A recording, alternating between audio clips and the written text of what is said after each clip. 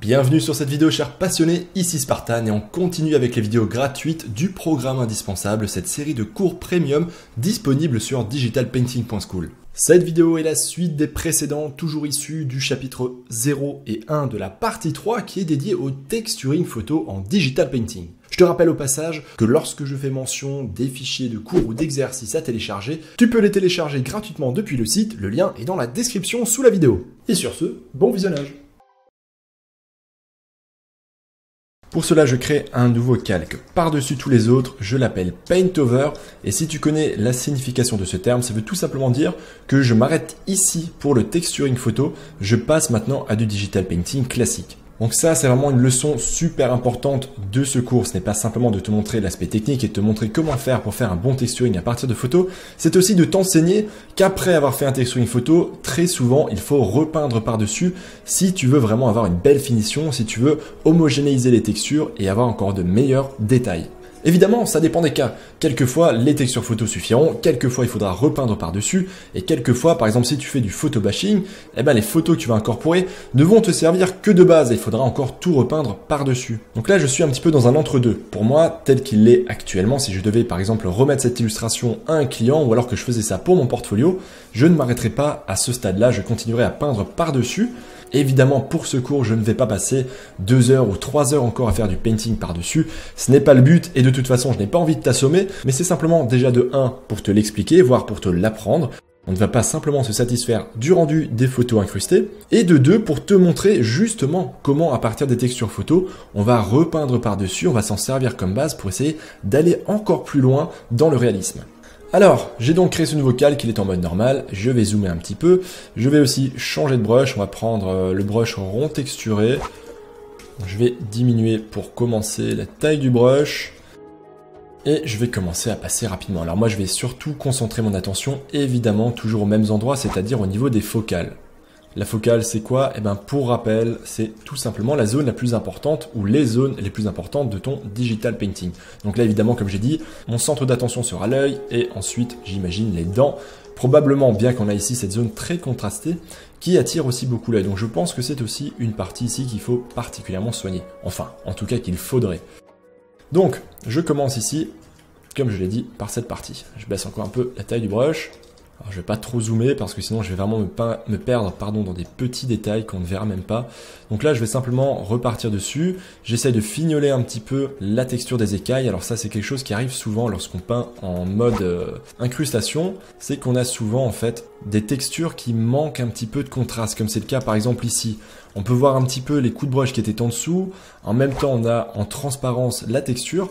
Et au final ça manque un petit peu de contraste. Tu vois, il faudrait vraiment repasser dessus. Prendre le temps de revoir ça. Alors par contre, je vais changer de brush. Celui-ci m'énerve un petit peu. On va prendre Jean-Georges. Oh, je suis tellement fier de ce nom. Oh bah ça va.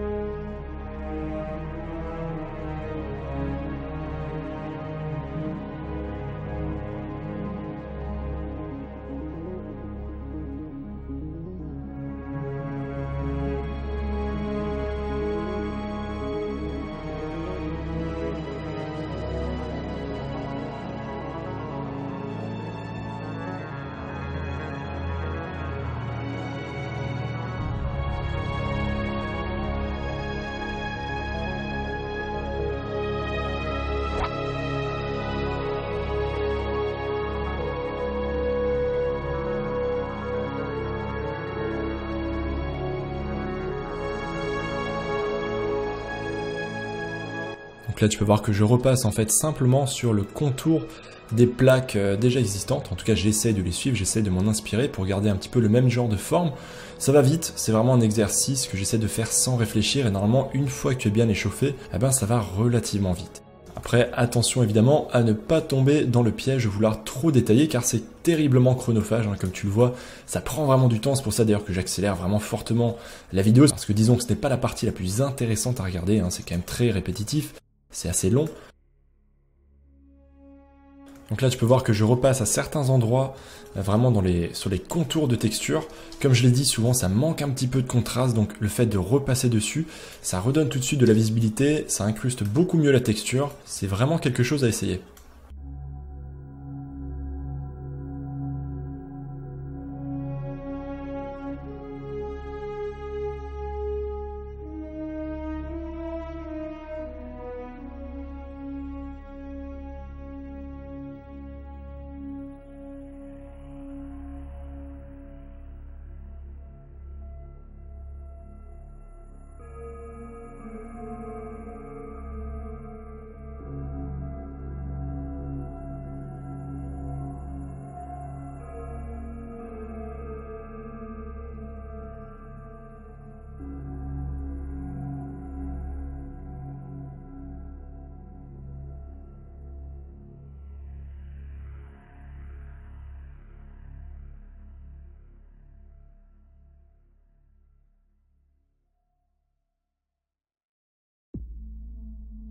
Donc là, je prends le temps de te commenter un petit peu cette partie parce que là, je fais quelque chose d'assez important, c'est que par-dessus la texture, par-dessus la base de mon dinosaure, je vais dépasser ici au niveau du contour. C'est-à-dire que je ne reste pas dans la première délimitation de la silhouette. La texture photo m'a apporté des informations, notamment ces pics qui sont très intéressants. Ça aurait pu très bien être par exemple des plumes qui ressortent, qui dépassent vers l'arrière, etc. Et bien ça, je vais le prendre en compte et je vais le continuer à l'extérieur de notre silhouette. Donc je vais faire comme ça quelques petits pics qui ressortent et tu verras qu'à mon avis ça va tout de suite faire son petit effet. En plus de beaucoup mieux intégrer les pics sur la créature.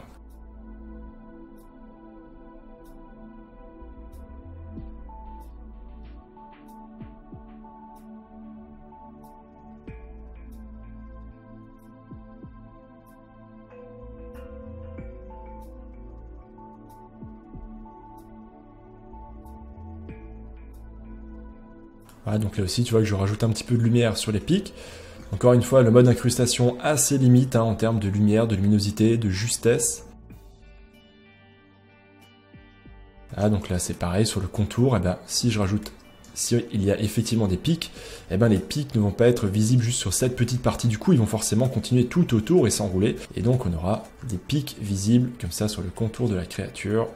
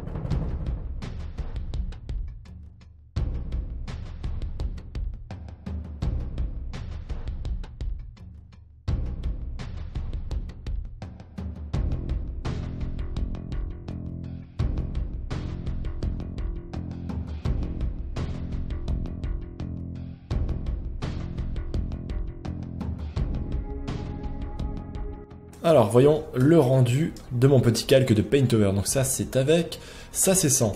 Donc tu vois que c'est subtil, on est vraiment dans du détail, mais ça permet vraiment d'homogénéiser les textures entre elles. Oups. Et je trouve que si on se concentre sur certaines parties, comme par exemple les pics là-haut, bah ça fait quand même une sacrée différence sans et avec. Tu vois que ça intègre parfaitement les textures dedans et ça ajoute beaucoup plus de détails encore. Pareil ici au niveau des yeux, je pense que c'est assez parlant, c'est vraiment clairement mieux. Et idem ici au niveau de cette jointure entre la texture qu'on avait mise ici, si tu te rappelles cette texture qui faisait des espèces de petites séparations d'écailles, et ben là aussi la jointure est mieux effectuée, c'est mieux intégré avec celle par-dessus. Évidemment, à partir de là, je pourrais continuer à détailler encore et encore et encore. D'ailleurs, c'est une partie du processus que j'aime beaucoup, justement, repeindre par-dessus les textures, apporter du détail, c'est vraiment ce qu'on appelle l'étape de rendering. Et personnellement, j'adore ça. C'est vraiment une étape que j'ai toujours adorée. Donc je pense que je vais continuer encore 3-4 minutes, et puis ensuite, je vais faire une dernière manipulation de texturing, histoire de lui rajouter quand même des dents un petit peu plus réalistes.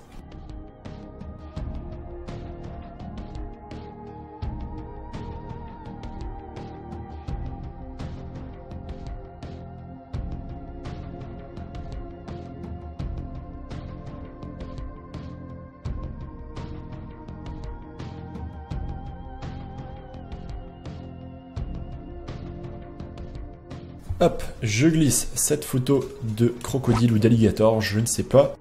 Et je vais sélectionner une dent. On va prendre juste celle-là pour le moment.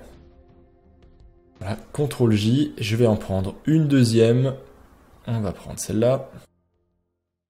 CTRL J aussi, comme ça je la duplique, je masque ce calque. Donc là tu vois que j'ai mes deux petites quenottes qui se promènent. Alors je vais prendre la première, je vais l'agrandir un petit peu et je vais lui ajouter une petite déformation. Très légère parce que si tu compares les dents de l'alligator à nos dents à nous, les nôtres sont légèrement courbées. Donc on va respecter ça, je préfère le faire une fois au début et ensuite je ne vais pas m'embêter. Donc là c'est pareil, celle-là je l'agrandis, déformation, je lui ajoute un petit peu de courbure. Et on est parti. Alors là évidemment la texture elle est un petit peu pixelisée, elle est un petit peu floue, mais c'est pas grave. Là, mon objectif, ce n'est pas vraiment d'avoir quelque chose de super fini, d'ultra réaliste.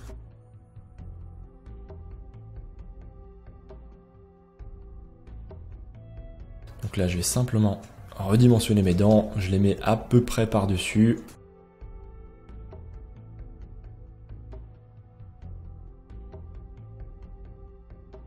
Hop, je duplique super vite. Tu vois que vraiment, je m'embête pas.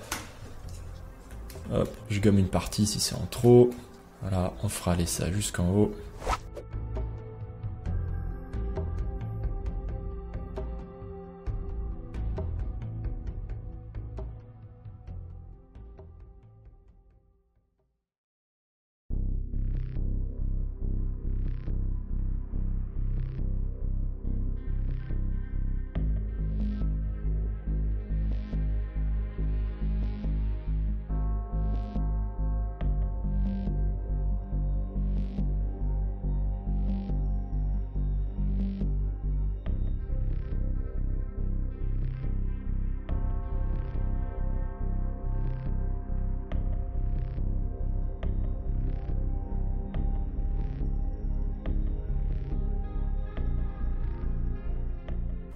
Voilà, donc là je suis presque en train de te faire du speed texturing tellement je vais vite. Je m'attarde absolument pas sur les détails.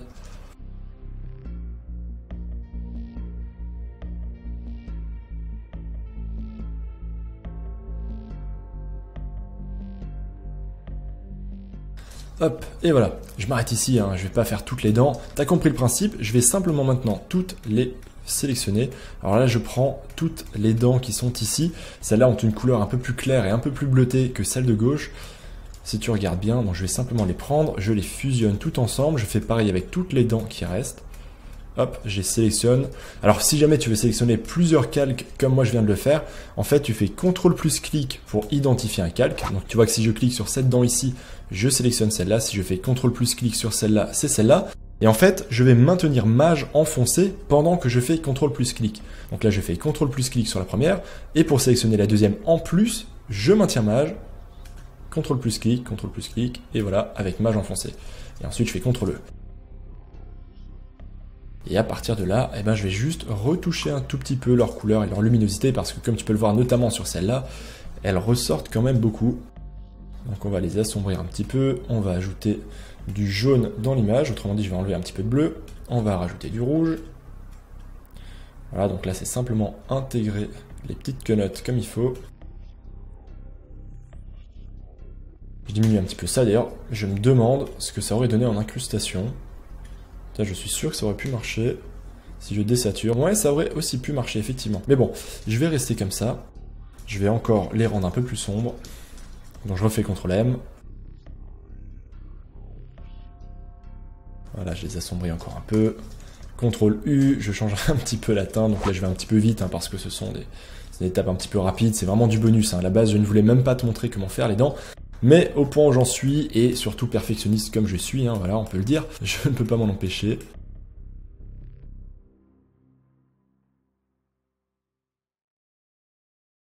Ensuite, tu vois que je gomme un petit peu certaines parties des dents. Certains bords sont un petit peu trop noirs suite à tous mes coups de courbe, etc.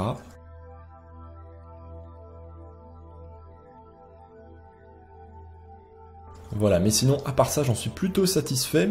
Je vais passer maintenant sur la deuxième rangée de dents. Je fais CTRL-U, je vais simplement leur rajouter un petit peu plus de rouge.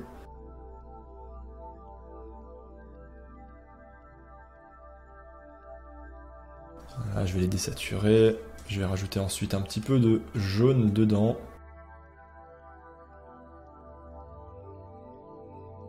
Et voilà.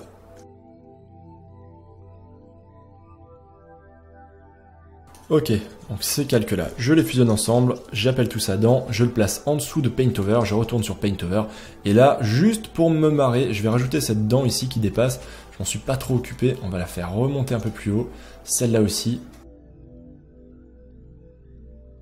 Oups. Bon, j'aime bien ce côté, le fait d'avoir quelques dents comme ça, qui ressortent, qui vont un petit peu plus haut.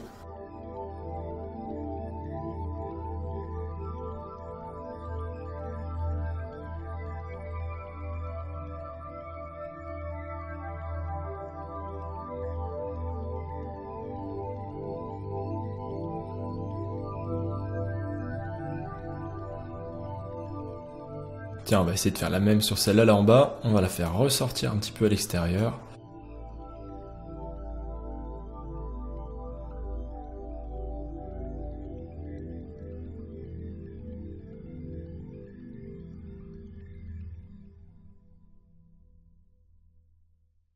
Ici, je repasse rapidement sur le contour noir. Ça enlève quand même beaucoup de réalisme, les contours noirs. Les lines qui restent encore apparentes, je crois que c'est vraiment le pire ennemi du Digital Painter qui cherche un style réaliste. Voilà, on enlève ça. Ça va faire sinon un trop gros contraste avec les textures photos qui sont justement très détaillées, très réalistes. Voilà, là tu vois que je repasse simplement sur les espaces, sur les séparations entre les écailles.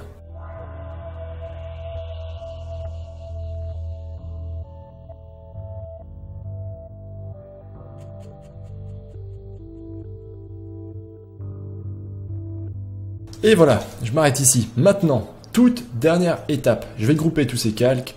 Je vais l'appeler Final. Voilà, je reviens à nouveau à l'intérieur.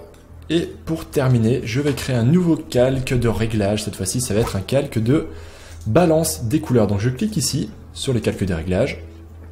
Je sélectionne balance des couleurs et on va juste retoucher un petit peu les couleurs de notre dinosaure. Donc pour ça, je vais commencer par aller dans les tons clairs, juste ici. Je vais ici enlever du rouge, donc tu vois que je vais vers le cyan, je vais à -10. Je vais également refroidir encore plus la lumière en allant vers le bleu à +12. Donc là, je regarde, je désactive et je réactive mon calque pour regarder ce que ça donne. Donc déjà, j'aime bien cette couleur très froide. Ensuite, je vais aller dans les tons foncés. Je vais faire l'inverse, donc je vais rajouter un petit peu de rouge.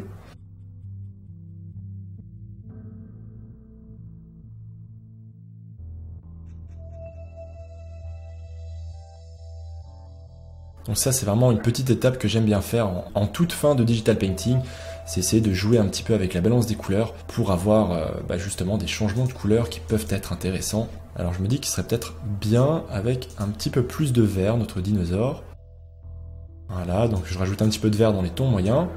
Donc tu vois que si maintenant j'en mets plus, ça devient vite un peu n'importe quoi. Donc juste à plus 4, je vais regarder avant-après le résultat. Ça commence à être sympa, j'aime bien. Je vais encore contraster un petit peu tout ça.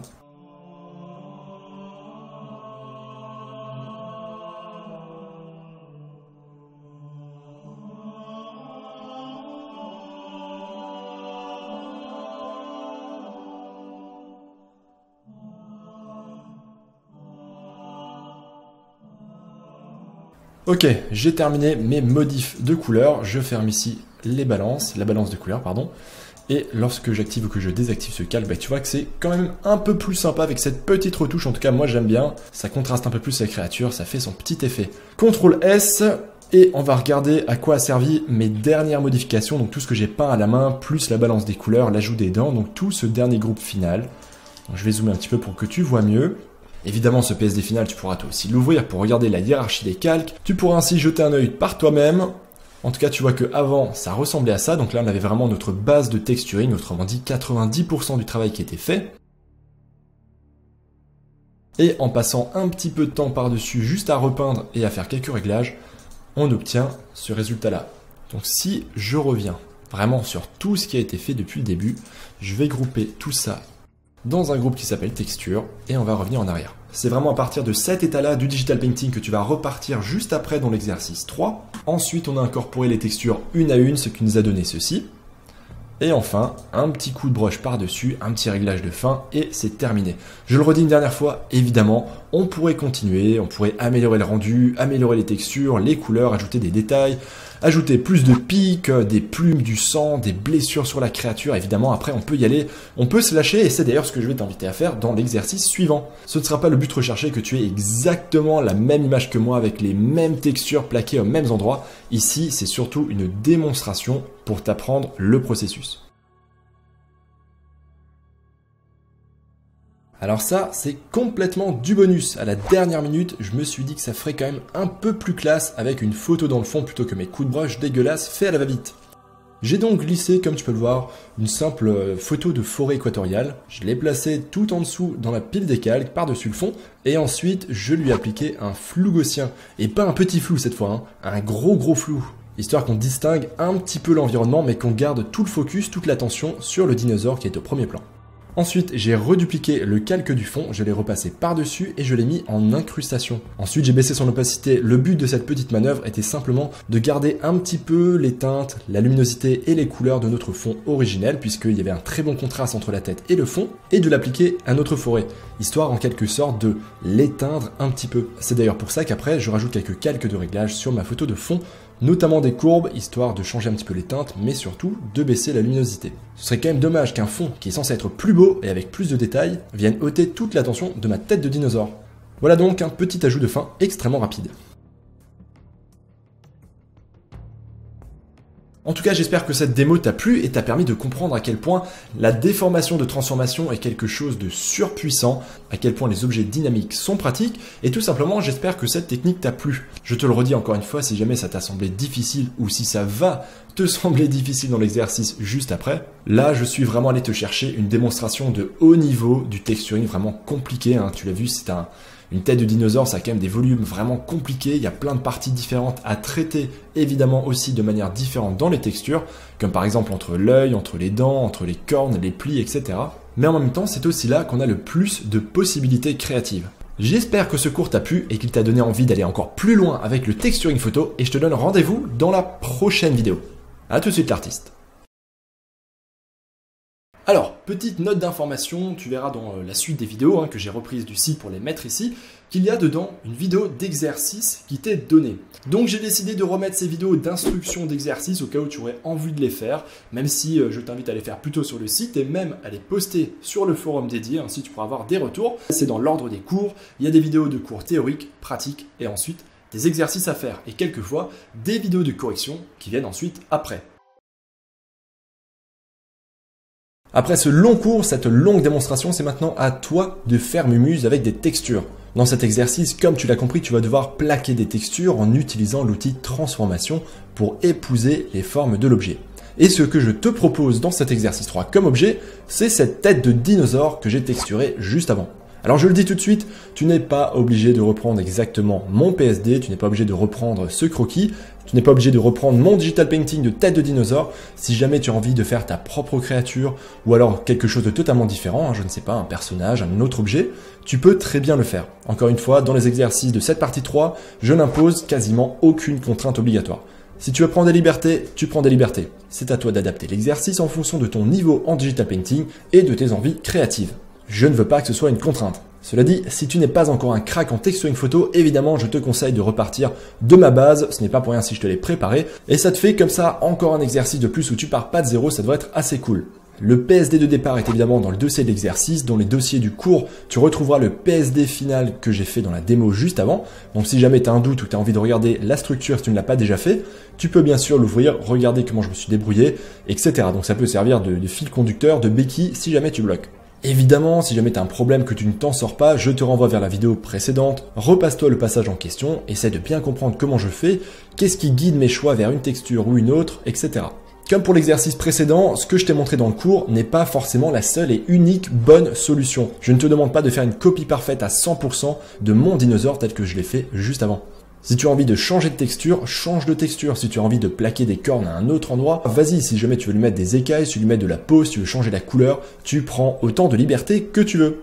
À toi de voir si tu te laisses complètement guider ou si tu l'adaptes à ta sauce. Ce qui est vraiment très important dans cet exercice, c'est que tu comprennes bien évidemment la technique, que tu réussisses à plaquer les textures avec l'outil transformation et à régler les calques de texture histoire que ça colle à tes attentes. Mais surtout, au-delà de ça, j'aimerais que tu ailles plus loin que simplement suivre pas à pas chacun de mes clics dans les vidéos précédentes. Mais j'aimerais que tu comprennes qu'est-ce qui a guidé mes choix vers tel morceau de texture ou vers telle méthode d'incrustation.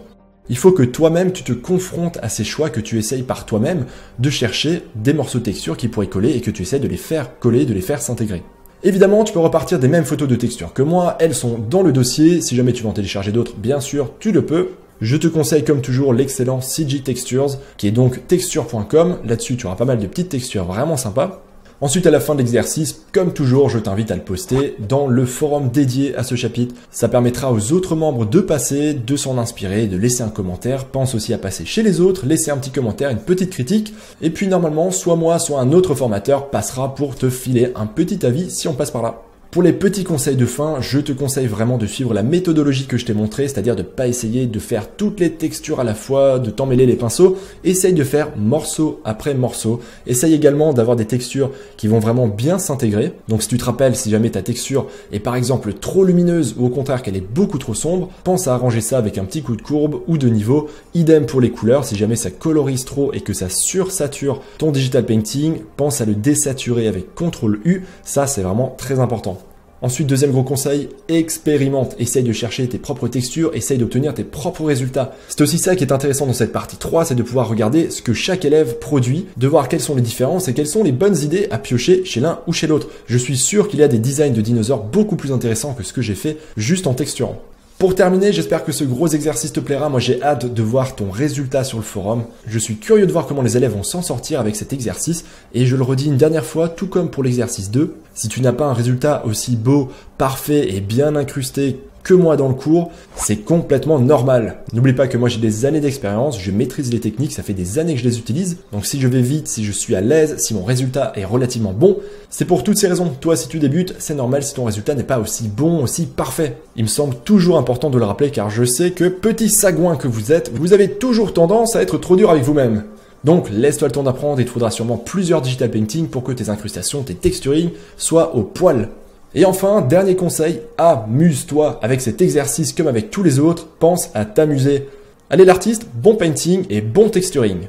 Juste un petit rappel avant que tu décolles. Comme expliqué au début de la vidéo, il s'agissait ici d'une vidéo issue des cours premium du programme indispensable sur digitalpainting.school. Je te conseille vivement de suivre ces cours directement sur le site, car bien sûr tu auras accès à l'intégralité des cours et non pas juste à cet aperçu, mais en plus tu pourras télécharger tous les fichiers, y compris pour les chapitres gratuits, qui sont bourrés de PSD, de brushes de cadeaux, etc. Et en plus plein d'autres avantages et surprises t'attendent si tu t'inscris. Allez, à bientôt l'artiste!